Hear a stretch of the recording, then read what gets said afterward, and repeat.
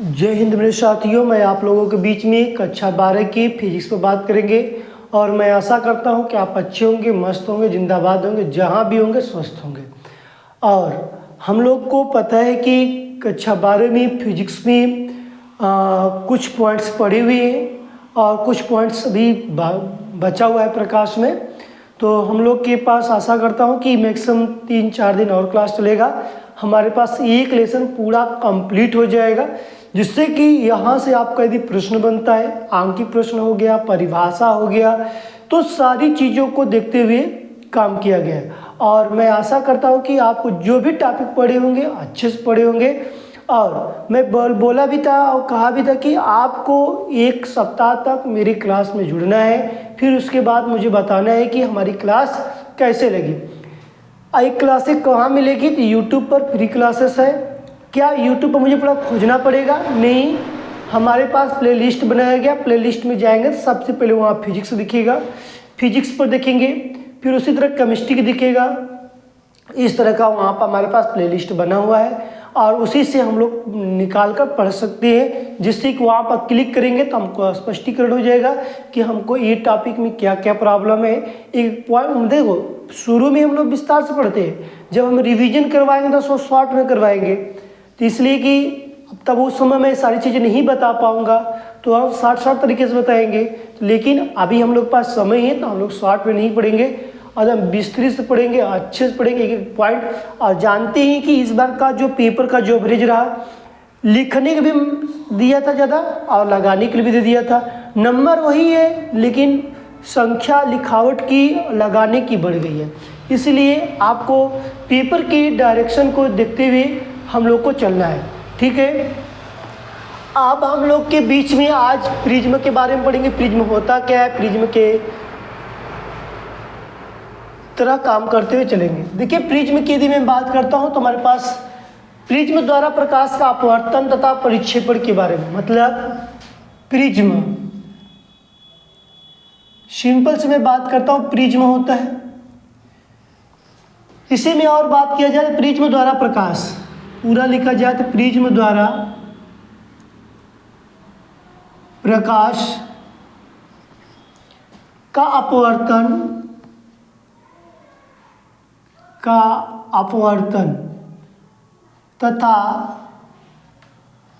तथा परिक्षेपण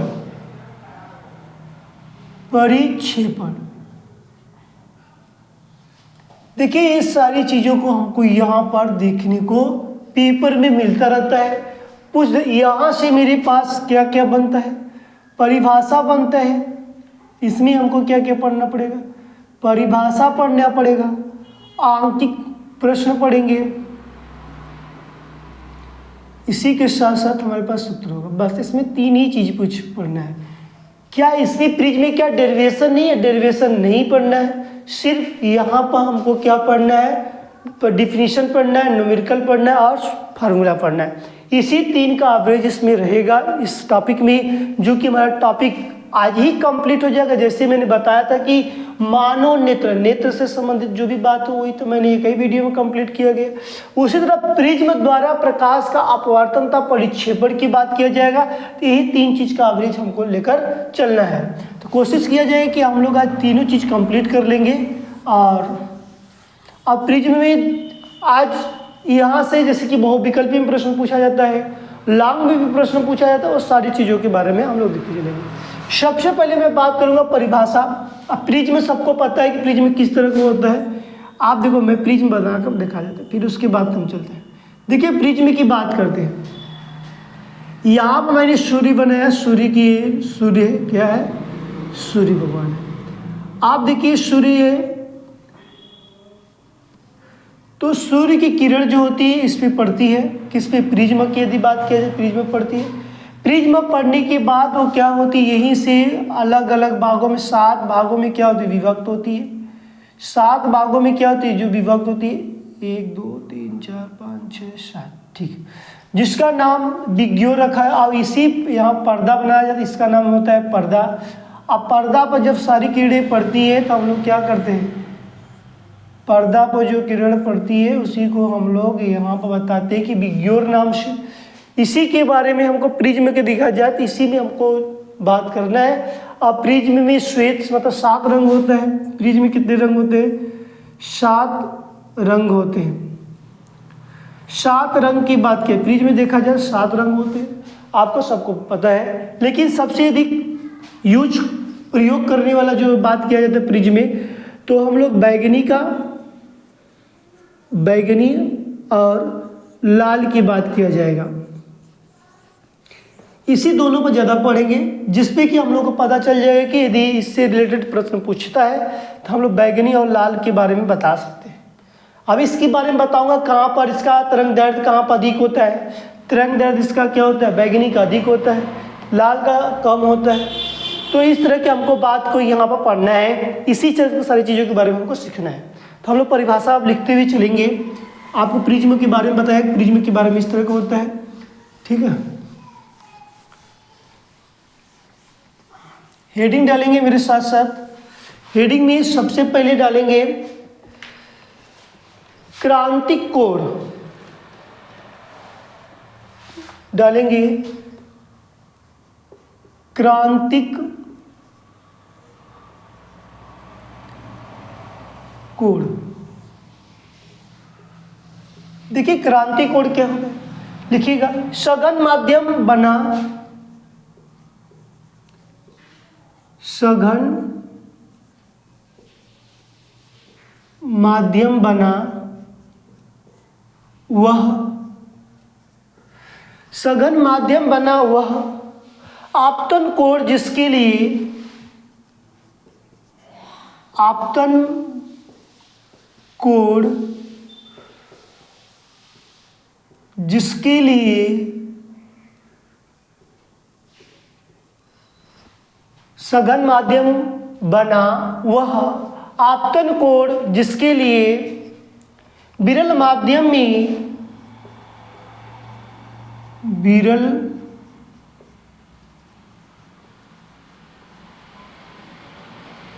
विरल माध्यम में अपवर्तन कोण, विरल माध्यम में अपवर्तन कोण 90 डिग्री का होता है। कितने डिग्री का? 90 डिग्री बनता है। 90 डिग्री क्या होता है? 90 डिग्री का 90 डिग्री हो तो क्रांतिक कोण कहते हैं। तो उसे क्रांतिक कोण कहते हैं। इसे कैपिटल सी से प्रदर्शित करते हैं, प्रदर्शित करते हैं। अगला डालेंगे विचलन कोण, विचलन कोण। देखेंगे विचलन कोण में प्रिज्म पर आपतित प्रकाश, प्रिज्म पर आपतित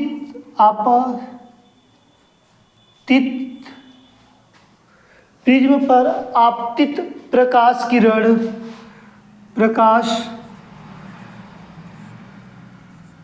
किरण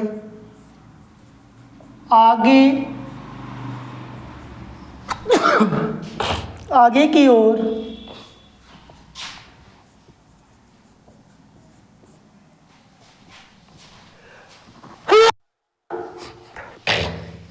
आगे की ओर प्रिज्म से तथा आगे की ओर तथा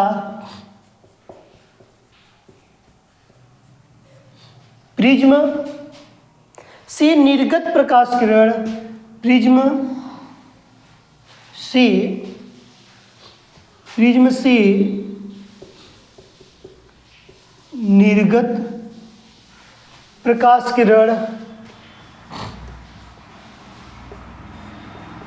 प्रकाश किरण, निर्गत प्रकाश किरण को पीछे की ओर बढ़ाने पर किरण पीछे की ओर बढ़ाने पर इनके बीच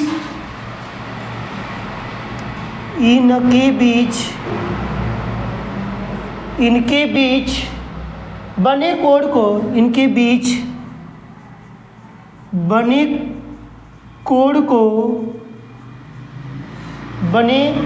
कोण को विचलन कोण कहती हैं।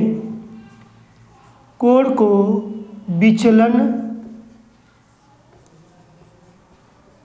कोण कहती हैं।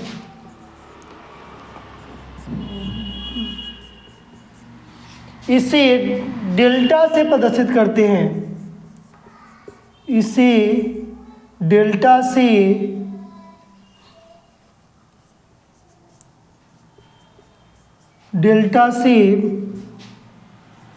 प्रदर्शित करते हैं।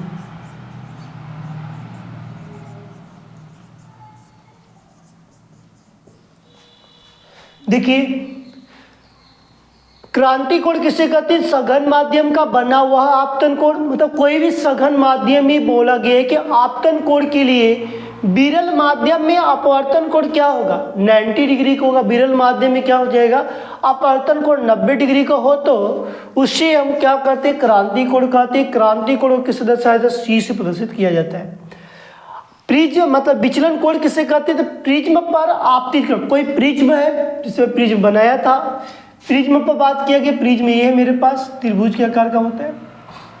कहा गया प्रिज्म पर आपतित प्रकाश, मतलब प्रिज्म पर क्या कर रहा है? प्रकाश आ रहा है, किरण आगे की ओर बढ़ रहा है तथा प्रिज्म से निर्गत प्रकाश की किरण पीछे की ओर बढ़ाने पर इनके बीच बने कोण को क्या कहते हैं? इनके जो बीच का जो बना कोण जो होता है उसे हम क्या कहते हैं? विचलन कोण कहते हैं।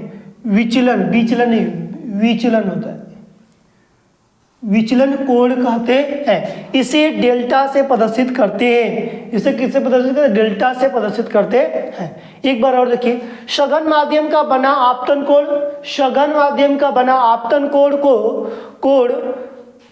आपतन कोण जिसके लिए विरल माध्यम में अपवर्तन कोण 90 डिग्री का हो उसे हम क्या कहते हैं? क्रांतिक कोण कहते हैं। इसे कैपिटल C से प्रदर्शित करते हैं। विचलन कोण किसे कहते हैं? तो हम लोग बताएंगे यहाँ पर कि प्रिज्म पर आपतित प्रकाश किरणें आगे की ओर तथा निर्गत प्रकाश किरणें पीछे की ओर। निर्गत प्रकाश की किरण क्या है? पीछे की ओर, और आपतित किरण क्या है? आगे की ओर बढ़ाने पर इनके बीच का बना कोण क्या कहते हैं? विचलन कोण। बस एक ध्यान देना है कि प्रिज्म पर कोई भी आपतित किरण आगे की ओर और निर्गत प्रकाश की किरणें पीछे की ओर, उनके बीच का बना कोण को क्या कहते हैं? हम विचलन कोण कहते हैं। इसे हम डेल्टा से प्रदर्शित करते हैं। आगे चले तो इस तरह का यदि परिभाषा पूछा जाए तो यहाँ पर हम परिभाषा की बात कर सकते हैं और समझ सकते हैं। आगे की तरफ बढ़ते हैं।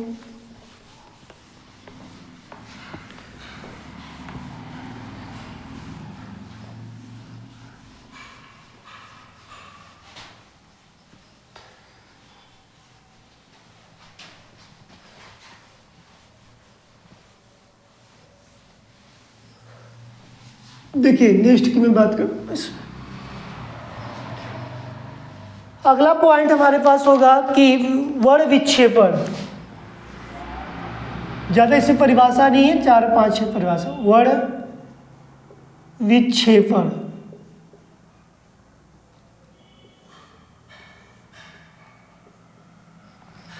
देखिए वर्ण विक्षेपण किसे कहते हैं? श्वेत प्रकाश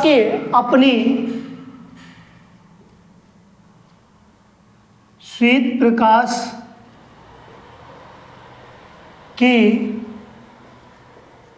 अपने अवयव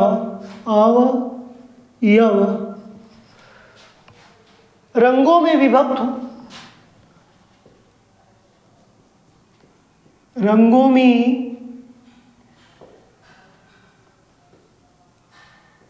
विभक्त विभक्त होने की प्रक्रिया को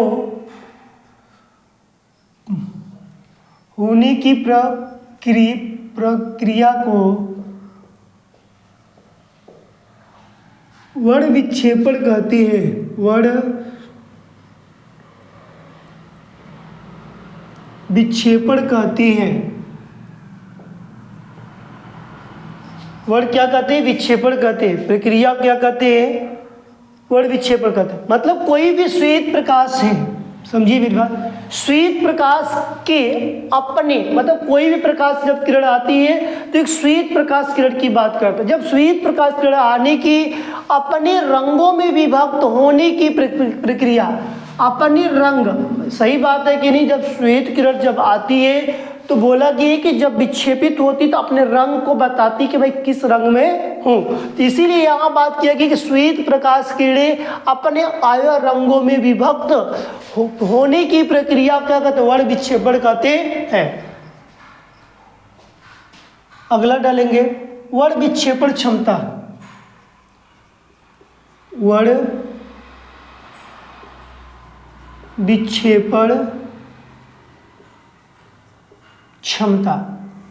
देखिए वर्ण विक्षेपण क्षमता क्या होता है, इसके बारे में हम देखते हैं। जब सूर्य का श्वेत प्रकाश, जब सूर्य का श्वेत प्रकाश,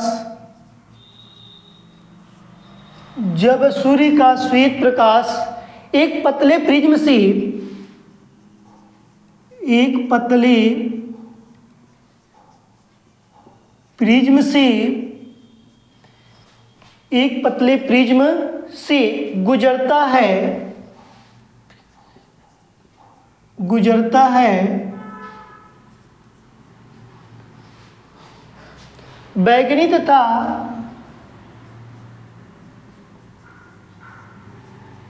लाल रंग, बैंगनी तथा लाल रंगों में निर्गत किरणें, रंगों में निर्गत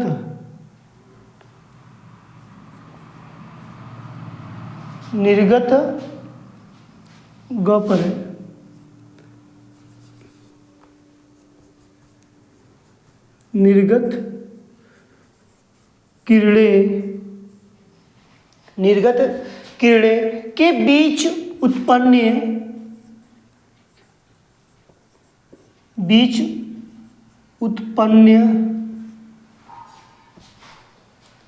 कोणीय प्रक्षेपण, कोणीय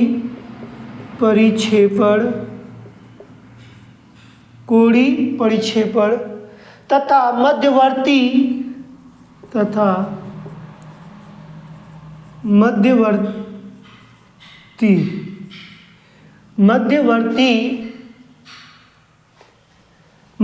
में क्या होता है? पीले रंग।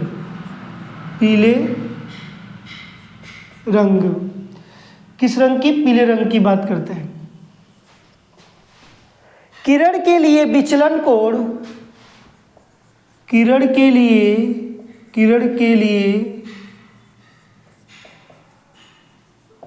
विचलन कोण के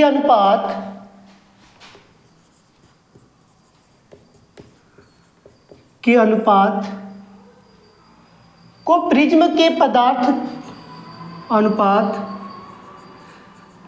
प्रिज्म के पदार्थ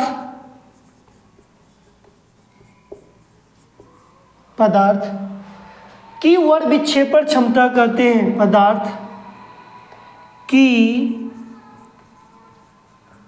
वर्ण विक्षेपण क्षमता कहते हैं। वर्ण विक्षेपण क्षमता कहती है। क्या कहते हैं? वर्ण विक्षेपण क्षमता कहते हैं। इसे ओमेगा से प्रदर्शित करते हैं, इसे ओमेगा से प्रदर्शित करते हैं,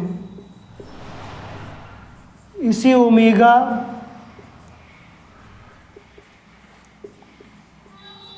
से प्रदर्शित करते हैं।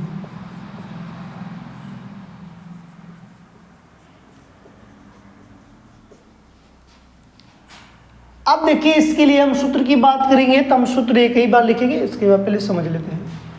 वर्ण विक्षेपण किसे कहते हैं? तो मैंने बताया कि मतलब जो श्वेत प्रकाश की अपने रंगों में जो विभक्त होती है उसी को, इस प्रक्रिया को हम क्या कहते हैं? वर्ण विक्षेपण कहते हैं। क्षमता की बात किया जाएगा वर्ण विक्षेपण क्षमता की, जब सूर्य का श्वेत प्रकाश, मतलब जब सूर्य का जो श्वेत प्रकाश होता है एक पतले के रूप में, मतलब एक पतले प्रिज्म से गुजरता है। एक क्या होता है? एक पतला जो प्रिज्म होता है वहां से गुजरता है, तो बैगनी तथा लाल रंगों में निर्गत किरण, मतलब बैगनी और लाल रंगों की बात कर रहा है, जो किरणों के बीच में उत्पन्न, किरणों के बीच में क्या कर उत्पन्न कोणीय परिक्षेपण तथा मध्यवर्ती, मतलब जो कोण बनाएगा उसके मध्यवर्ती में क्या रहता है? मध्य में, मतलब पीला रंग की बात कर रहा है। मध्य में कौन रहेगा? मध्यवर्ती की यदि बात किया जाए तो पीले रंग की बात करता है।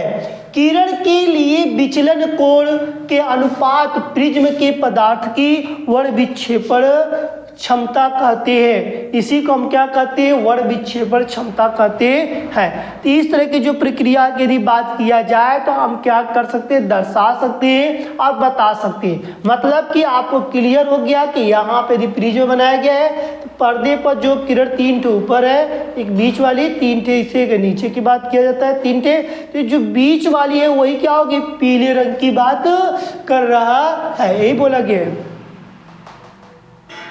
क्या बोला गया? पीले रंग। तो जब सूर्य, मतलब जब सूर्य की श्वेत प्रकाश किरणें एक पतले प्रिज्म से, मतलब देखो सूर्य किरण क्या है? जब किसी प्रकाश के प्रिज्म से गुजरता है तो बैगनी और लाल, देखो बैगनी लाल की बात कहता है, बैगनी बिग्योर जिसको नाम से दर्शाया जाता है, इस पे हम लोग को दर्शाते रहते हैं। फिर उसके बाद बोला गया कि इनके बीच कोणीय परिक्षेपण, इसके जो बीच का जो है कोणीय परिक्षेपण क्या बोला जा रहा है? पीले रंग का। कौन सा कलर है? पीले रंग का है। कौन सा कलर? पीले रंग का है। तो किरण के लिए विचलन कोण का अनुपात, इसका जो रेशियो होगा, जो अनुपात होगा, पदार्थ की वर्ण विक्षेपण क्षमता कहती है। इसी को हम क्या कहते हैं? वर्ण विक्षेपण क्षमता का। इसी ओमेगा से हम क्या करते हैं? प्रदर्शित करते हैं। अब हम लोग के बीच में जो डिफिनीशन जो दिया गया था, डिफिनीशन में जो प्रश्न पूछा जाता है, अब डिफिनीशन यदि पूछा जाता है वर्ण विक्षेपण समझ में, आशा करता हूं कि आपको यहां से समझ में आ गया होगा वर्ण विक्षेपण के बारे में। अब मैं आगे की तरफ बढ़ता हूं तो इससे रिलेटेड जितनी भी फार्मूला है हम उसको लिखते हुए आगे की तरफ बोलेंगे, और उसके बाद किसमें अधिक किसमें कम की बात किया जाए उसको भी मैं दर्शा दूंगा, और उसके बाद अंक की प्रश्न काम खत्म हो जाएगा। यहाँ से आपका कोई भी सवाल नहीं फंसेगा यदि आता है तो।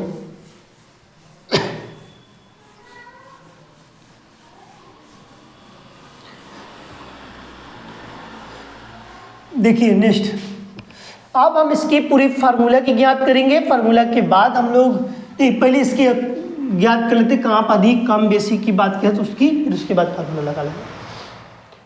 देखिए लाल रंग के प्रकाश में विचलन सबसे क्या होता है? कम होता है।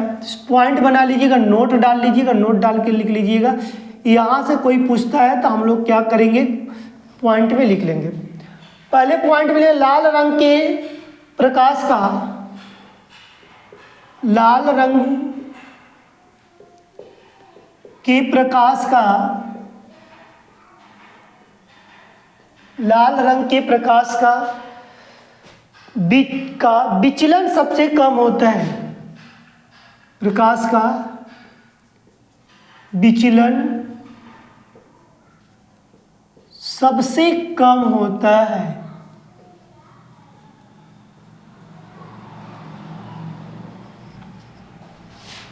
दूसरा, बैगनी रंग के प्रकाश का विचलन सबसे अधिक होता है। तीसरा, लाल रंग के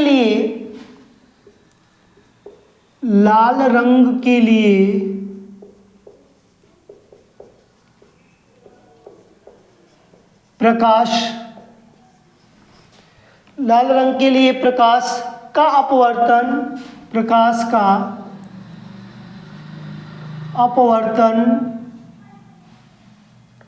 सबसे कम होता है।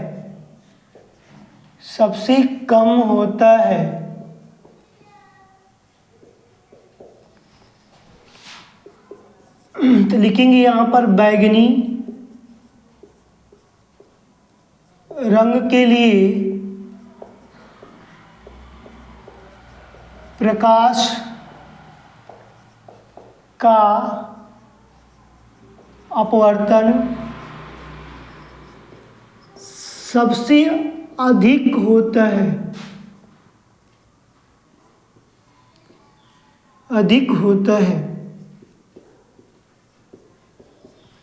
सबसे क्या होता है? अधिक होता है। पांचवा,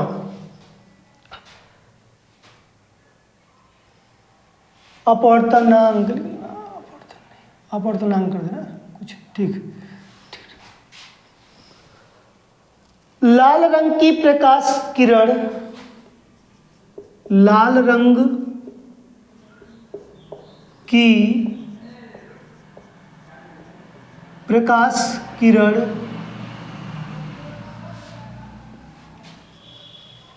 प्रिज्म के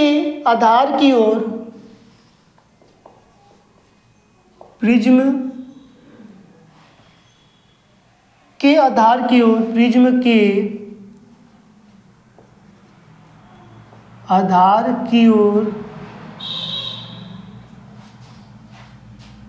सबसे कम झुकी है।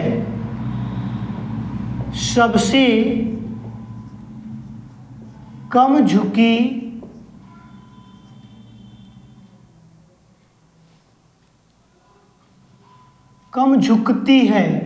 झुकी है या झुकती?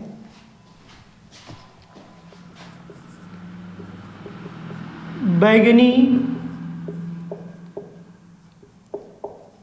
रंग की प्रकाश किरण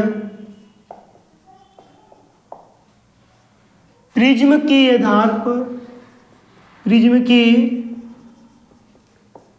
आधार की ओर सबसे अधिक झुकती है। अधिक क्या करती है? झुकती है। सातवां लिखेंगे,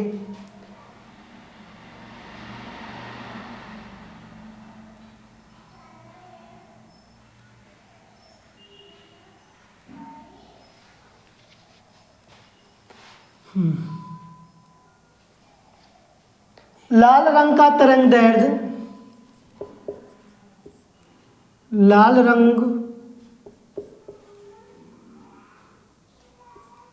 रंग का तरंगदैर्ध्य सबसे अधिक होता है। तरंगदैर्ध्य क्या होता है? सबसे अधिक होता है। 8 नंबर, बैगनी रंग का तरंगदैर्ध्य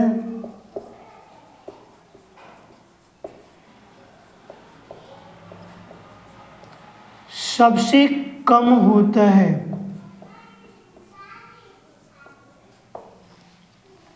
9वां, आयताकार गुटके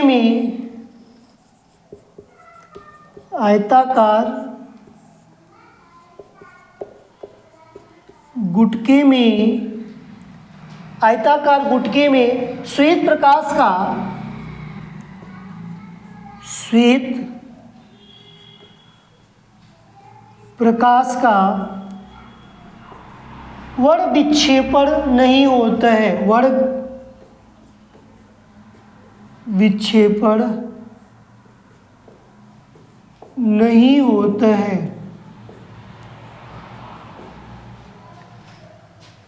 देखिए इतना पॉइंट्स हमको याद रखना है। अब इसी को हमको समझ लेते हैं तो हमारे पास स्पष्ट हो जाएगा। लाल रंग का प्रकाश विचलन सबसे कम होता है। देखो यहाँ पर क्या लिखा गया, सबसे कम होता है। ये बात किया गया कि नहीं, सबसे क्या होता है, कम होता है। देखो सबसे क्या है, कम होता है, किसमें, लाल में। अब देखो फिर बोला गया कि बैगनी का, देखो बैगनी का प्रकाश का विचलन सबसे क्या होता है, अधिक होता है। यहाँ बोला गया अधिक होता है। फिर लाल रंग का प्रकाश का अपवर्तनांक सबसे कम होता है। फिर बैगनी रंग का प्रकाश का अपवर्तनांक सबसे अधिक होता है। और लाल रंग का जो होता है आधार सबसे कम होता है, कम की तरफ झुकता है। बैगनी रंग का क्या होता है, सबसे अधिक झुकता है। तरंग दैर्घ्य जो होती है सबसे अधिक किसकी होती है, लाल की होती है। सबसे कम तरंग दैर्घ्य किसकी होती है, तो हम बोलेंगे कि यहाँ पर तरंग दैर्घ्य जो है सबसे जो इम्पोर्टेंट जो होता है यही होता है 7-8, मतलब ठीक उल्टा की बात किया जाता है। तरंग दैर्घ्य लाल की सबसे अधिक होती है और बैगनी का क्या होता है, सबसे कम होता है। आयताकार गुटके में श्वेत प्रकाश का वर्ण विक्षेपण नहीं होता है। आयताकार कोई आयत के आकार का रहेगा तो उसमें श्वेत प्रकाश का वर्ण विक्षेपण नहीं होता है। समझ में आया, तो यही बात समझना है। और यहाँ पर बात बोला गया कि प्रिज्म की तरफ झुकने की बात किया गया है। सबसे कम देखो बैगनी ऊपर होगा तभी तो कम झुक रहा है। जो झुकने की बात क्या कर रहा है, नीचे की तरफ। तो लाल हमारे पास यहाँ पर बोला गया लाल हमारे पास ऊपर होगा और नीचे क्या होगा, बैगनी होगा। नीचे क्या होगा, बैगनी होगा। तभी तो यही बोला कि बैगनी रंग का प्रकाश किरण प्रिज्म के आधार पर सबसे अधिक झुकता है। तभी तो मेरा प्रकाश क्या कर सबसे अधिक झुक रहा है कि नहीं, ये तो बस तन्नी से जा रहा है, थोड़ा जाता है, लेकिन सबसे अधिक झुकता कौन है, बैगनी झुकता है। इसीलिए बैगनी का हर जगह एवरेज क्या है, अच्छा खासा रहता है। बैगनी जहाँ देखोगे है, बैगनी जहाँ है वहाँ क्या किया, अपना काम अधिक किया है। लेकिन लाल का पॉइंट देखा जाए तो लाल कभी पूछा जाएगा तो कहना लाल का कम रहेगा। लाल क्या है, कम को दर्शाता है। बैगनी किसको दर्शाता है, अधिक को दर्शाएगा। ये बात नोट कर लेना। लेकिन बोल देना कि लेकिन सिर्फ तरंग दैर्घ्य में सिर्फ उल्टा हो जाता है। तरंग दैर्घ्य में लाल अधिक हो जाएगा और क्या हो जाएगा, बैगनी हमारे पास क्या हो जाएगा, बैगनी कम हो जाएगा। समझ में आया। तो बस नोट में यदि याद रखना, कुछ पूछा जाए तुम बताना कि लाल का कम, बैगनी का अधिक। आप बोलना कि तरंग दैर्घ्य सबसे किसकी अधिक होती है, तरंग दैर्घ्य में लाल का अधिक होता है और बैगनी क्या होता है, कम होता है। यही बात तुमको यहाँ पर ध्यान देना है। इसको नोट कर लो, फिर मैं आगे की तरफ इसकी फार्मूले पर चलूँ।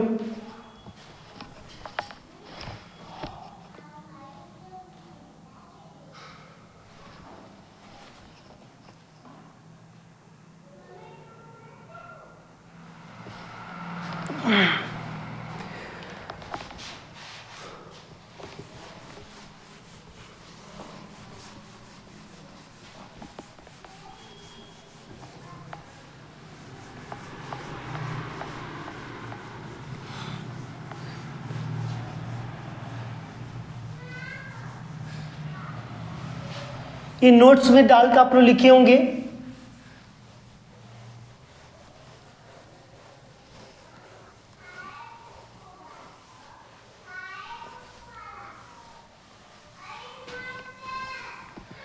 जानते हैं ना कि जब विद्यार्थी जोर लगाता है तो पत्थर भी क्या बन जाता है, पानी बन जाता है। ये सारी चीज़ें आपके ब्रेन में होना चाहिए। आपके पास बहुत ज़्यादा एनर्जी है, यदि एनर्जी के साथ काम करेंगे तो क्या हो जाएंगे, बहुत अच्छा साबित होगा। फार्मूला जो है, देखिए फार्मूला, पहला फार्मूला की बात करते हैं। तो यहाँ पर हमने बात किया था कि ओमेगा के बारे में बात किया था, किसकी हो गई, वर्ग विक्षेपण की बात किया था, ओमेगा से दर्शाया गया था। तो यहाँ पर ओमेगा बराबर क्या होता है, N V minus N R बटे की एन वाई माइनस 1, ये ओमेगा है। एन क्या अपवर्तनांक, भी क्या है बैगनी, ई क्या है रेड, ए क्या है येलो, मतलब पीले रंग के मीड वाले की बात किया गया है। ठीक है, दूसरे की बात करें न्यूनतम विचलन कोण की बात पूछा जाए, न्यूनतम विचलन का बात पूछा जाए, न्यूनतम विचलन कोण की बात जब पूछा जाता है, लिखेंगे ब्रैकेट में पतले प्रिज्म से उत्पन्न विचलन, पतले प्रिज्म से उत्पन्न विचलन, उत्पन्न विचलन। ठीक, तब यहाँ पर सूत्र क्या लगाएंगे, डेल्टा एम बराबर एन माइनस 1 ए हमारे पास क्या है, प्रिज्म का कोण, ए क्या होगा, मैं सारे सबको लिख दूंगा किसको किससे दर्शाया जाता है। तीसरी की मैं बात करता हूं तो मेरे पास आएगा कोणीय विक्षेपण, क्या लिखेंगे, कोणीय विक्षेपण। देखो कोणीय विक्षेपण की बात करता हूँ, कोणीय विक्षेपण में तो डेल्टा इक्वल क्या हो जाएगा, N V minus N R bracket बंद ए। ये सारी चीज़ें हमको पता होना चाहिए, तभी जाकर हम क्या कर सकते, सवाल लगा सकते हैं, अन्यथा नहीं लगा पाएंगे। यदि मैं बात करता हूं तो मेरे पास प्रिज्म के पदार्थ का अपवर्तनांक, प्रिज्म के पदार्थ का अपवर्तनांक, प्रिज्म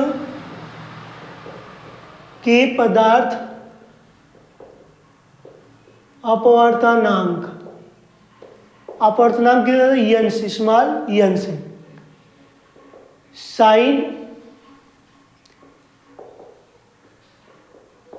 साइन ब्रैकेट में हम लोग डालेंगे ए प्लस डेल्टा एम, ए प्लस डेल्टा एम बटे के 2, कुल के बटे ए बाई 2, मतलब कि साइन ए बाई 2 होता है, क्या होता है, साइन ए बाई 2 होता है, कुल के बटे ये नहीं आता।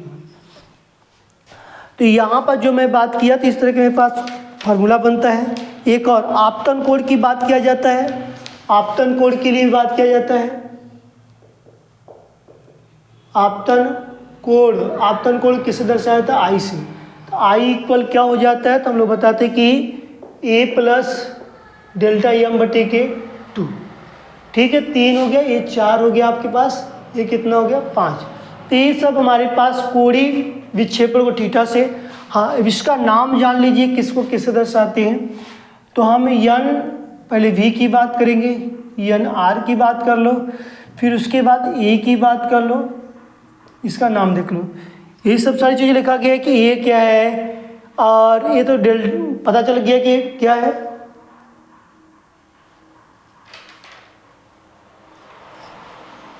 तो मैंने बताया कि इसको क्या बोलेंगे, बैगनी, इसको क्या बोलेंगे, लाल। प्रिज्म पर बोला गया तो प्रिज्म का कोण, प्रिज्म का कोण, प्रिज्म का कोण, प्रिज्म कोण कैसे दर्शाते हैं, ए से। डेल्टा का मैं बता ही दिया, डेल्टा का लिखने की बात थी। तो ये सब सारी चीज़ें हमको याद रही किससे क्या क्या दर्शाया, जहाँ में मैं लिख दे रहा हूँ, जहाँ में मैं लिख कर इसको बता दिया कि एन वी दिया जाएगा तो बैगनी की बात, एन आर का मतलब लाल की, ए का मतलब प्रिज्म के कोण की। अब इसी पर आधारित जो होता है फार्मूला, ये पूछा जाएगा कि वर्ग विक्षेपण क्षमता का फार्मूला बताओ, तो N V minus N R बटे के उसमें परिभाषा में देखो सारी चीज़ लिखवाया गया है कि N V minus N R बताओ, उसकी अनुपात की बात किया गया है। और उसके मध्य बिंदु में कौन आता है, तो हमने बताया था कि पीले रंग की बात किया गया मध्यवर्ती में, तो एन वी माइनस 1 की बात करेंगे। यहाँ पर न्यूनतम विचलन कोण या पतले प्रिज्म से उत्पन्न विचलन की बात किया जाए तब हमें डेल्टा यम बराबर n माइनस वन, यन क्या है अपवर्तनांक, ए क्या है हमारे पास प्रिज्म का कोण है। कोणीय विक्षेपण किससे दर्शाया जाता है, थीटा से दर्शाया। कोणीय विक्षेपण किससे दर्शाएंगे, थीटा से। तो थीटा बराबर क्या था, N V minus N R bracket बंद ए हो जाता है। एन वी क्या है मतलब बैगनी का अपवर्तनांक, एन आर क्या है तो लाल का अपवर्तनांक की बात करें।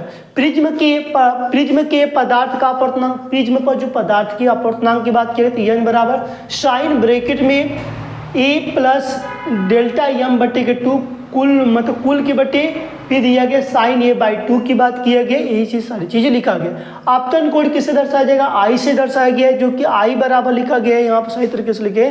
तो आई बराबर मेरे पास क्या निकल गया, आई बराबर ए प्लस डेल्टा एम बटे के 2 होता है। एन बी क्या होता है बैगनी, एन आर क्या होता है लाल होता है, और ये क्या होता है प्रिज्म का कोण होता है। बताइए ये समझ में आया कि नहीं है। वन टाइम एक बार और फॉर्मूला, इसी फार्मूले का हमको लगाना है सवाल। तो इस तरह के आपके पास फार्मूला आया दे दिया जाए तो आप क्या करेंगे, वहां पर लगाकर सवाल आएंगे। ठीक है, हम आगे की तरफ बढ़ते हैं, अब अपनी सवाल की तरफ चलेंगे। 2 सवाल लगाएंगे और 2 सवाल लगाने के बाद हम लोग के पास क्लियर हो जाएगा किस तरह के यहाँ पर सवाल पूछा जाता है। ठीक है,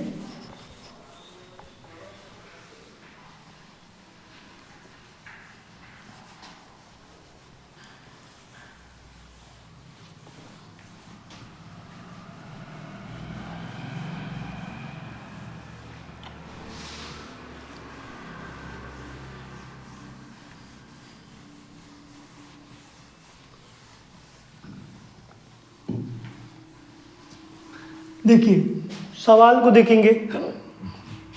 60 अंश वाले प्रिज्म का क्वेश्चन नंबर लिखेंगे, अंकी प्रश्न।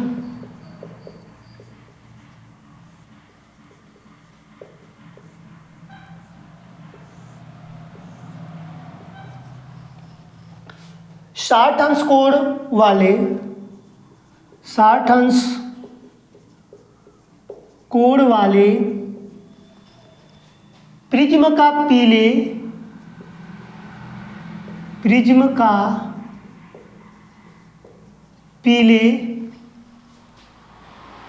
प्रकाश के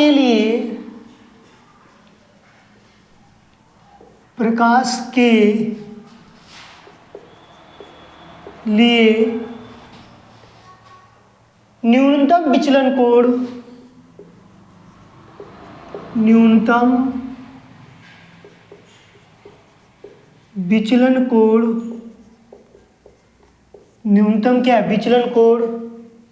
30 अंश है, 30 अंश है।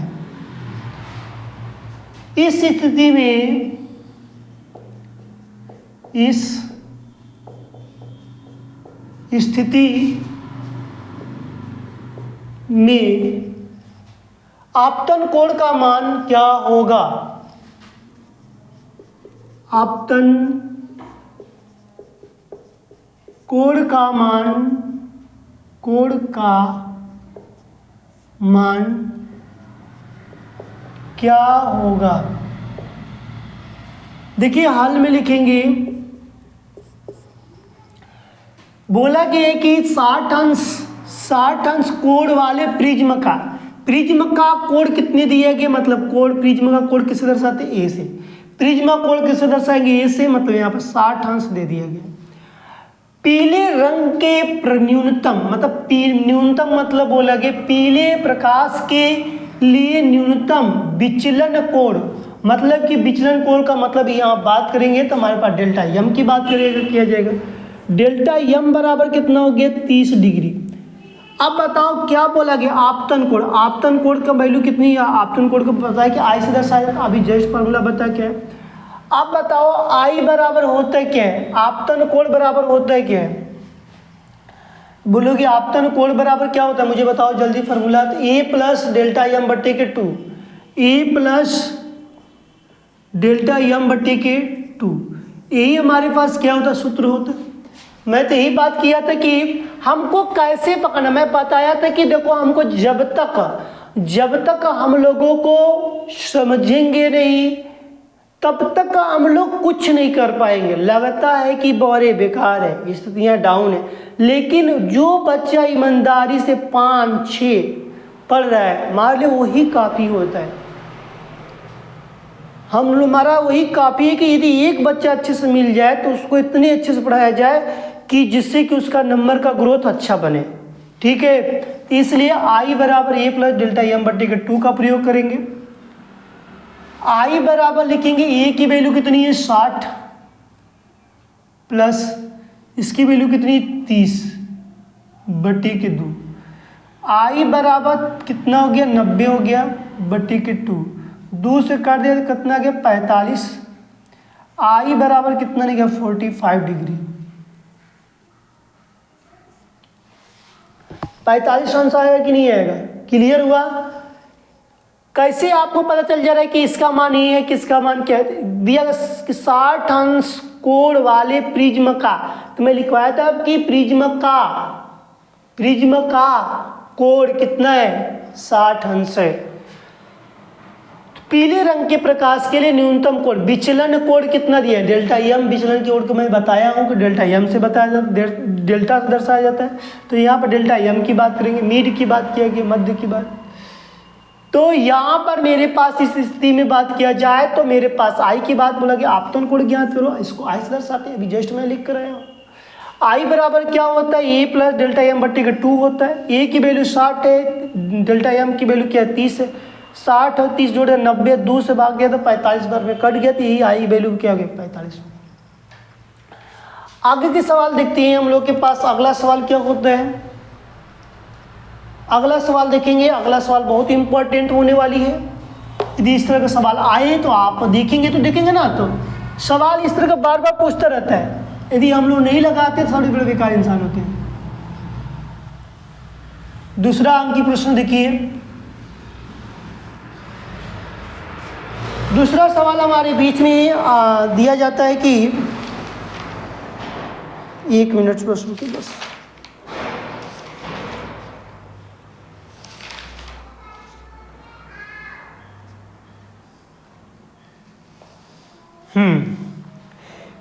ए प्रिज्म वाले, देखिए सवाल बहुत मजेदार है। अंसाल पेपर उठा के भी देखेंगे तो वहां पे सवाल देखने को मिलता रहता है। 2-3 सवाल लगवा देते हैं, उससे आपका उस तक सवाल आएगा तो लग जाएगा। देखिए दिया गया है कि आपके बीच में कि ए प्रिज्म वाले कोण,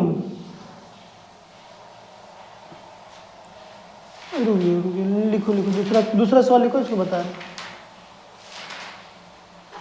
60 अंश अपवर्तनांक कोण, 60 अंश अपवर्तनांक कोण, 60 अंश अपवर्तक दिया गया, अपवर्तक कोण दिया, अपवर्तनांक नहीं दिए गए, अपवर्तक दिया गया बस। अपवर्तक कोण वाले प्रिज्म का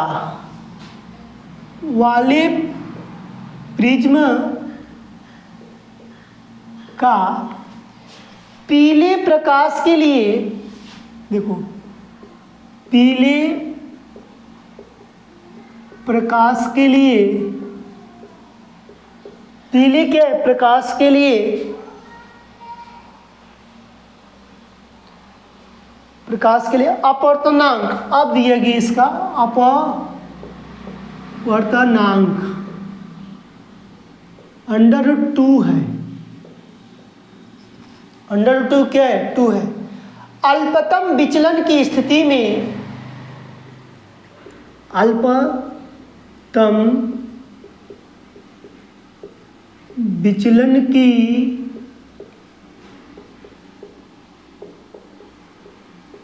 स्थिति में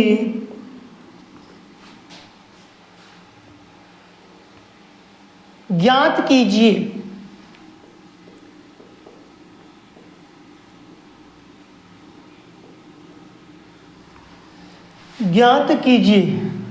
अब क्या ज्ञात करना है? पहले पॉइंट में दिए गए अल्पतम विचलन कोण, देखो कितना पॉइंट, अल्पतम विचलन कोण, अल्पतम विचलन कोण। दूसरा क्या पूछा है? आपतन कोण, आपतन कोण। तीसरा क्या पूछा है? अपवर्तन कोण, अपवर्तन कोण। चौथा क्या पूछे? निर्गत कोण, निर्गत। देखिए सवाल बहुत अच्छी है क्योंकि दिया गया है कि यहाँ पर कि 60 अंश अपवर्तक कोण बनना, कोण वाले प्रिज्म का पीले प्रकाश के लिए अपवर्तनांक √2 दे दिया गया। अल्पतम विचलन की स्थिति में ज्ञात करना, पहले पॉइंट में अल्पतम विचलन कोण, दूसरे में आपतन कोण, तीसरे में अपवर्तन कोण, चौथी में निर्गत कोण की बात किया गया। तो हमारे पास देखा जाए, सिंपल से मैं बात करूं, सवाल को यदि हल करता हूं, सिर्फ हमारे पास क्या दिया गया? अपवर्तन का मतलब कि हमारे पास ए की वैल्यू दिया गया, ए की वैल्यू कितनी दी गई? 60 अंश। और यन की वैल्यू जो दिया गया, अपवर्तनांक की वैल्यू √2 दे दिया गया। यन की वैल्यू कितनी दी गई? √2 दी गई। इसके बाद यदि मैं बात करता हूं तो मुझे पहले पॉइंट में क्या पूछा गया है? पहले पॉइंट में ही बात पूछा गया अल्पतम विचलन कोण,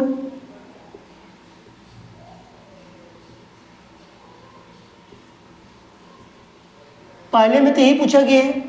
इसका मतलब कि डेल्टा मान पूछा जा रहा है। यदि मैं लगाता हूं, इसकी यदि मैं बात करता हूं, यही से बात करें, इसको हम दर्शाना होगा डेल्टा एम, ठीक है, पूछ रहा है। देखो हम लोग के पास अपवर्तनांक इक्वल मैं लिखवाया था कि साइन ब्रैकेट में ए प्लस डेल्टा एम बटे के 2 कुल के बटे 2 कुल के बटे साइन ए बाई 2 लिखा गया था। ये हमारे पास क्या है? फार्मूला है। ये हमारे पास क्या है? फार्मूला है, जिसको हम लोग सूत्र बोलते हैं। यन बराबर हमारी साइन लिख देंगे, साइन रहने देंगे। ए की वैल्यू तुमको पता है कि 60 अंश है, 60 अंश लिख लो। तो डेल्टा एम की वैल्यू दिया नहीं, बट्टे के 2 लगाओ, कुल के बट्टे साइन लगाओ। ए की वैल्यू तुमको पता है कि 60 अंश, बट्टे के 2 लगा दो। एन की वैल्यू तुमको पता है कि √2 दे दिया गया है, √2 वैल्यू दे दिए गए। अब देखो इससे काटेंगे तो मेरे पास कितना आ जाएगा? 30 डिग्री आएगा कि नहीं आएगा? साइन 30 अंश के मान आएगा कि नहीं आएगा? तो यहाँ पर मेरे पास साइन 30 अंश का, तो मैं 3 मल्टीप्लाई कर देता हूँ। साइन 30 अंश गुणे √2 बराबर साइन, और इसको मैं हल करता हूँ तो मेरे पास निकल के आता है ब्रैकेट में साइन 60 अंश प्लस डेल्टा एम बटे के 2, यही आएगा। तो हमारे पास यदि ये बात करता हूँ तो मेरे पास क्या निकल के? इतना निकल के आया। इसके बाद मैं क्या करता हूँ कि यहाँ पर मैं मान रखता हूँ। आप सबको पता है कि साइन इसका मान 30 अंश का मान 1/2 होता है, बराबर। अब इसको भी ज्यों का त्यों रहने दो। इसको मैंने क्या किया? ज्यों का अभी त्यों रहने दिया, अभी इसमें कुछ करेंगे नहीं। कुल के बटे 2। अब बताओ इसको हमने यदि हल करता हूँ तो मुझे कितना आएगा? तो मुझे थोड़ा सा बताओ, कैलकुलेशन करके मुझे बताओ भाई, कितना आएगा? कितना आएगा इस यहाँ पर? तुम बताओ हल करके कितना आएगा यहाँ पर?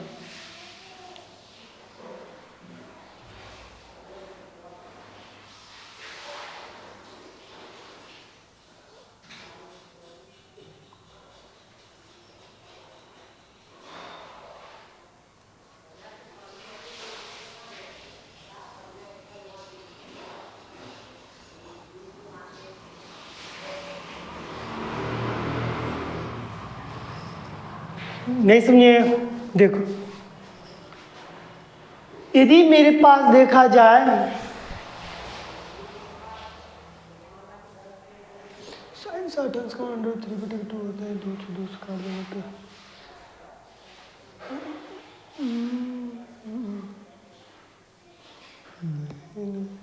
चलो देखो,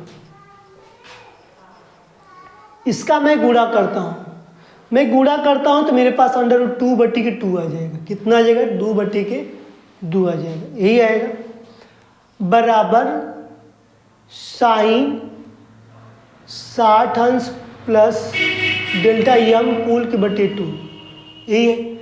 अब इसका जानते हो अंडर रूट 2 का मैं मल्टीप्लाई अंश और हर में कर देता हूँ, तो मेरे पास क्या है, निकल के आएगा अंडर रूट 2 अंडर रूट 2 कुछ समय के लिए, और अंडर रूट 2/2 किया, बराबर। अब तुमको पता चला कि यहाँ मैं प्रमेयीकरण किया हूँ। अब इतना तुम लोग को समझ में आना चाहिए। अब नहीं आ रहा है, थोड़ा सा दिमाग का यूज करना पड़ेगा। देखो 2/2 अंडर रूट 2 आ गया, 2 से 2 कट गया तो यहाँ पे 1 आ गया, साइन ब्रैकेट में 60 अंश प्लस डेल्टा यम कुल के बटे 2। ये 1/2 अंडर रूट 2 किसकी वैल्यू होती है? अब तुम बताओगे मुझे, अब तुम बताओ किसकी वैल्यू होती है, तो अब तुम लोग बताओ जल्दी से। कहोगे कि साइन में देखा जाए तो 45 अंश का मान होता है क्या? हाँ, साइन 45 अंश का मान निकल के आ गया, बराबर साइन ब्रैकेट में 60 अंश प्लस डेल्टा यम बटे के 2। साइन से साइन क्या हो गया? खत्म हो गया। बचा का मेरे पास, अब 2 का गुणा इधर कर दो, 45 गुणे 2 बराबर 60 प्लस डेल्टा यम। 45 गुना के कितना हो जाएगा? 90 हो जाएगा, और 60 को उधर भेज देंगे तो 90 डिग्री माइनस 60 डिग्री बराबर डेल्टा यम। इसको घटाएंगे तो 30 डिग्री आएगा कि नहीं डेल्टा यम की वैल्यू, मतलब लिखेंगे डेल्टा यम बराबर 30 डिग्री आएगा कि नहीं आया। तो हमसे जो प्रश्न पूछा गया था उसी का तो बात कर रहे हैं कि जो प्रश्न में जो वेट दिया जाए, पूछा जाए, उसी का मान को हमको ज्ञात करना पड़ता है। प्रश्न तो लेंदी होता है, लेकिन जब समझ में आता है तो लेंदी नहीं लगता है। अब इसकी बात तुमको पता है, दूसरे वाले में क्या पूछा गया है? आपतन कोण किससे दर्शाया जाता है? आपको पता है कि आपतन कोण को आई से मैंने दर्शाया था। आपतन कोण किससे दर्शाएंगे? आप बताएंगे कि आई से दर्शाइए। आई बराबर मैं बताया था कि ई प्लस डेल्टा यम बटे के 2 होता है, यही हमारे पास फार्मूला होता है। फार्मूला तो यही है, फार्मूला क्या मेरे पास यही होता है। यदि इस फार्मूले का मैं प्रयोग करता हूँ तब मेरे पास ए की वैल्यू पहले दे दिया गया 60 अंश प्लस, अब इसकी वैल्यू कितनी आ गई? 30 बढ़ा देंगे तो 90 आ गया, 90 में 2 से भाग दिया तो मेरे पास क्या 45 डिग्री आ गया। अब बताओ तुम्हारे पास आई की जो वैल्यू है, जो आई की जो वैल्यू है कितनी निकल के आई? तो कहोगे कि यहाँ पर आई की वैल्यू मेरे पास 45 डिग्री आ गया। अब जब आई की जब वैल्यू निकाली दी है तो अब क्या बोला गया है? अपवर्तन कोण की बात किया जाए। अपवर्तन कोण में क्या होता है कि अपवर्तन कोण बोला गया था ना, हाँ, अपवर्तन कोण को क्या बोला गया कि अपवर्तन कोण का मतलब कि a/2 होता है। a की जो वैल्यू कितनी 60 का दा कितना हो जाएगा 30, इसका वैल्यू हो जाएगा। मतलब कि हमसे बोला गया कि अपवर्तन कोण की वैल्यू, अपवर्तन मतलब यहाँ पर लिखिए कौन से पॉइंट की बात कर रहे हैं, हमारे पास थर्ड की मैं बात कर रहा हूँ। थर्ड वाले में बोला गया कि अपवर्तन कोण, अपवर्तन कोण, अपवर्तन कोण का मतलब कि यहाँ पर इसको r से दर्शाते हैं, स्मॉल r से दर्शाता है आपतन कोण के, तो हम लोग इस स्मॉल r से, तो r बराबर लिखेंगे a/2। a हमारे पास फार्मूला होगा, r बराबर तो a की वैल्यू कितनी आई यहाँ पर कहोगे 60 है, 60 को रखा जाएगा 2 तो हम काट देंगे तो कितना आ गया 30 आ गया। r की वैल्यू कितनी निकल के 30 डिग्री है। एक तो हमारे पास यहाँ पर आंसर हुआ, एक तो मेरे पास यहाँ पर आंसर। लास्ट में क्या बोला गया? निर्गत कोण। चौथा वाला जो पॉइंट बोला गया क्या? निर्गत कोण की बात किया। अब निर्गत कोण जो तुम्हारा आया हुआ है वही मेरे पास 30 डिग्री होगा। निर्गत कोण की यदि बात किया गया जाए तो हमारे पास जो निकाल कर लेकर आए थे आपतन कोण, सॉरी ये आपतन कोण की जो वैल्यू होती है वही हमारे पास निर्गत कोण की वैल्यू होती है। इसीलिए ये होता है कि निर्गत कोण और आपतन कोण सदैव बराबर होते हैं। हम लोग यही पढ़ के आए हैं कि यदि चौथे की यदि बात किया जाए, चौथे को तो हम यहाँ पर नोट कर लेते हैं कुछ समय के लिए, कुछ समय में यहाँ बता दे रहा हूँ कि निर्गत कोण जो होता है, निर्गत कोण जो है बराबर निर्गत कोण और आपतन कोण जो होते हैं, आपतन कोण क्या होते हैं, सदैव बराबर होते हैं। मतलब जो इसकी वैल्यू जो इसकी वैल्यू जो इसकी वैल्यू है वही इसकी वैल्यू, मतलब इसका मतलब 45 डिग्री आएगा। कितना आएगा इसकी वैल्यू, तो आपको यहाँ पता चल गया कि 45 डिग्री इसकी वैल्यू सिर्फ आएगी। पता चला कि नहीं, कैसे पता चला, तो मैंने इस चीज़ को यहाँ पर लिख कर तुमको दर्शाया। यदि कोई भी डाउट हो तो हम वहीं पे लिख लेते हैं। कोई भी तुमको डाउट है तो यहाँ से तुमको लग रहा है कि डाउट तुमको दिखाई दे रहा है तो यहीं पे लिख सकते हो कि तुम तो लिख सकते हो यहीं पर कि निर्गत कोण बराबर आपतन कोण, आपतन कोण मतलब जो इसकी वैल्यू क्या है, दोनों की बराबर है, इसलिए 45 डिग्री। समझ में आया कि नहीं। इस तरह के हमारे पास प्रश्न दिया जाए तो हम लोग लगा सकते हैं।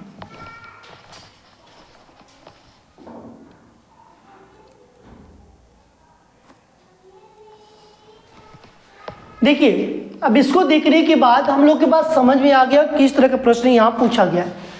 60 अंश का अपवर्तन कोण वाले प्रिज्म का पीले प्रकाश के लिए अपवर्तनांक √2, मतलब कि आप पहले ही बोलेंगे कि अपवर्तन का कोण जो प्रिज्म के बाद बात बोले गए है तो हमारे पास एक की वैल्यू 60 है, अपवर्तनांक जो दे दिया गया √2 की वैल्यू। अब उसके बाद हमको बोला गया कि अल्पतम विचलन की स्थिति में मतलब 4 स्थितियाँ दिया गया, अल्पतम विचलन कोण दिया, आपतन कोण दिया, अपवर्तन कोण दिया, निर्गत कोण दिया है। तो हमने यहाँ पर अल्पतम विचलन के लिए बात किया तो यहाँ पे n बराबर साइन ए प्लस डेल्टा एम बटे के 2 कुल के बटे साइन ए बटे के 2 होता है। हमने रखा यहाँ पर वैल्यू, देखो साइन रहने दिया, साइन ए की वैल्यू 60, इसको रहने दिया 2। अब इसको काट दिया तो मेरे पास 60 से क्या हो गया 30 हो गया। तो मैंने कहा ठीक है, अब 30 साइन 30 अंश का मान 3 मल्टीप्लाई कर दिया, जब बुरा किया साइन 30 अंश बुरे √2 आ गया। बराबर में मैं इसको जियो करते हूँ लिखते, इसको आप कुछ नहीं करेंगे, इसको उतारते चलना। आप देखो इधर के साइन 30 अंश का मान क्या होता है 1/2 होता है। अब इधर के क्या करें, बेचारे को जियो करते हो मैंने उतार दिया। अब देखो अब हमने क्या किया, इसका गुणा किया तो √2/2 आ गया। हमने कहा कि ये भाई जो √2 है इसी का मैं 2 बार मल्टीप्लाई कर दूं, तो कहा हाँ कर लीजिए परिमीकरण के अनुसार। तो हमने कर दिया तो यहाँ पर √2/2 इंटू √2/2 बराबर। अब यहाँ पर मैंने इसको फिर ज्यों का त्यों लिख दिया, तो क्या होगा 2/2 2 कट गया, 1/2 हो गया बराबर। देखो इसको फिर ज्यों करते हो, इसको भी वहीं भी जो। अब ये किसकी वैल्यू है, तो हम कहा कि मैं साइन 45 अंश का मान दिखाई दे रहा है, काश भी 45 अंश का मान, लेकिन हमको इसलिए साइन 45 अंश का मान रखा क्योंकि उसके दूसरे साइड में क्या है, साइन हमको काट पीट करने में क्या आसान हो।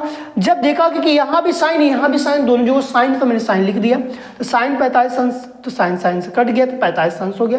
तो मैंने कहा ये भैया आप तुम इधर आ जाओ, 45 × 2 हो जाओ, कहा हो गए।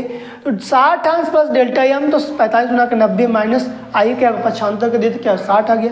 इसको घटाए तो 30 अंश डेल्टा एम बराबर कितना है 30 की वैल्यू। मतलब कि पहला जो बात किया गया था अल्पतम विचलन कोण की यदि बात किया गया है तो हमारे पास कितना आंसर है 30 डिग्री की बात किया गया कि नहीं किया गया। दूसरे वाले पॉइंट बोला कि अल्पतम कोण की बात की, अल्पतम कोण क्या होता है आई से, तो आई बराबर क्या होता है ए प्लस डेल्टा एम बटे का 2 होता है। यहाँ पर मेरे पास ए की वैल्यू हमको पता है कि 60 अंश होता है। कैसे मुझे पता चला, क्योंकि यहाँ बोल दिया गया कि 60 अंश के कोण बनाने वाले प्रिज्म का बोला गया कि प्रिज्म का जो होता है तो उसी को हम 60 अंश, अब डेल्टा एम की वैल्यू जस्ट निकाल के लेकर आए हो वहाँ पर कि सॉरी डेल्टा एम की वैल्यू जो निकाल के लेकर आए हो, तो यहाँ पर लिखा 60 30 कितना 90 हो गया, 90 को 2 से भाग दिया गया तो 45, मतलब आई की वैल्यू तुम्हारे पास कितने निकल के आई 45 अंश आ गया। तीसरे पॉइंट में पूछा गया कि हमारे पास की अपवर्तन कोण, तो अपवर्तन कोण का बात यही बोला गया कि अपवर्तन कोण में ये लिखा गया कि r बराबर a/2। ये जो है हमें आप बात किया गया कि प्रिज्म की कोण की बात किया गया, तो प्रिज्म हमारे पास 60 काटा गया तो r की वैल्यू कितनी है जो तो हमारे पास पता चला कि 30 डिग्री आ गई। तो निर्गत कोण और आपतन कोण क्या होता है सदैव बराबर होता है, मतलब जो निर्गत कोण की वैल्यू आई है वही आपतन कोण की, सॉरी निर्गत कोण और आपतन कोण की वैल्यू क्या होती है सदैव बराबर होती है। इसीलिए देखो हमारे पास 45 इसकी वैल्यू है तो इसकी भी 45 वैल्यू होगी। इस तरह के यदि प्रश्न आप देखते हैं तो लगाते रहिए, यदि इस तरह के प्रश्न आता है तो आप लगाकर और नहीं समझ में आता है तो हम लोग का जो डिस्क्रिप्शन में नंबर जो दिया रहता है वहाँ पर आप जाइए, देखिए किस तरह का जाइए वहाँ पर नंबर सेव करिए अपने मोबाइल्स में और उसके बाद उस क्वेश्चन का फ़ोटो खींच कर भेजिए और 25 घंटे के अंदर, मतलब तुरंत तो बोल नहीं सकते तत्काल, मान लीजिए किसी कारणवश कोई फंसा हो, कैसे भी हो, किसी कार्य में बिजी हो या कहीं भी हो, लेकिन तुमको देखने के बाद 24 घंटे के अंतर्गत तुम्हारा सलूशन का पता चल जाएगा और तुम अभी से मतलब कि बोर्ड की तैयारी में लग जाते हैं तो आपके लिए आप आने वाले समय में बहुत ज़्यादा आपको प्रॉफिट होने वाला है, जिसके क्या कारण आपको ये पता चलेगा जब प्री बोर्ड हाफ ईयरली देंगे तब। एक बच्चा पढ़े या 2 बच्चा पढ़े, हम लोग का वही रहेगा तरीका पढ़ाने के लिए जैसे कि पढ़ाते हैं और उसी तरह पढ़ाएंगे जैसे कि सब लोग पढ़ेगा। ठीक है, घबराना दम मत, हिम्मत से साहस से काम लीजिएगा। कहता है कि आदमी पैदा होता है तो अकेले पैदा होता है, तो हम किसकी इंतज़ार करें? हम किसी की इंतज़ार करेंगे? नहीं इंतज़ार करेंगे। तो इसलिए हम आगे की तरफ बढ़ते हुए चलेंगे और आज का सेशन यहीं पर रहेगा। कल हम लोग फिर आपके लिए टॉपिक लेकर आएंगे। ठीक हो?